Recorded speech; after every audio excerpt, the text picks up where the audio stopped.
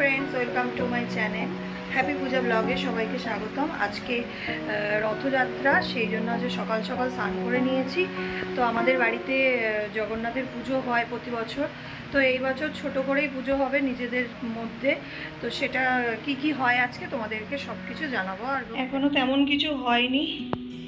এই যে আমাদের জগন্নাথ বলন, তো আমি এখানে ফল কাটতে বসে গেছি। এরপর আমাদের বাড়িতে ঋষি এসেছে, ও আমার বরের কাছে আঁকে, তো আমার কাছেও পড়ে। এবার ওকে আমার শাশুড়ি মা বললো তুই আমাদের বাড়িতে আজকে খাবি, তারপরেই বাড়ি যাবি।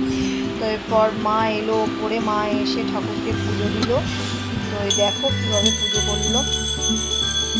তো খুব বড় করে আমাদের বাড়িতে প্রতি বছরই হয়, কিন্তু আমার শাশুড়ি মা একটু অসুস্থ হওয়ার পর থেকে, বা আমারও এবছরে তো আমারও শরীর খারাপ, সেরকমভাবে কিছু করতেও পারবো না। তো ইচ্ছা আছে পরের বছর থেকে আবার বড় করে করার। না করলেও আমার কাছে যে কটা বাচ্চা পড়ে সব কটা বাচ্চাকে নেমন্তন্ন করা হবে, আর একটু বড় করে যেরকম আগে করতাম সেরকমই করা হবে, ইচ্ছা আছে। তো দেখা যাক। তো এই বছর আর ঠাকুরকে রথে চাপানো হলো না আমাদের, কারণ আমাদের রথটা একেবারেই ভেঙে গেছে, শুধুমাত্র পুজো দিয়ে ছেড়ে দেওয়া হবে। এইবার খেতে বসেছে। এই যে এটা হচ্ছে ঋষি, আমার কাছে পরের বছর থেকে সব বাচ্চাদের নেমন্তন্ন করব।